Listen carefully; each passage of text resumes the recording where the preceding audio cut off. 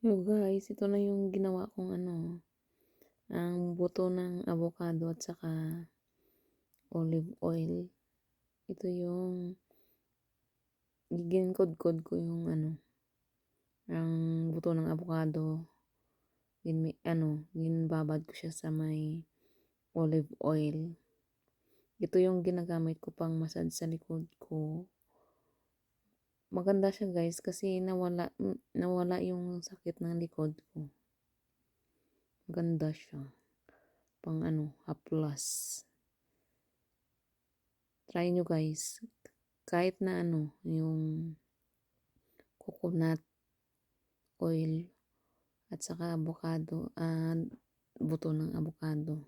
Yun yung gawin yung pang massage, pang haplos sa katawan.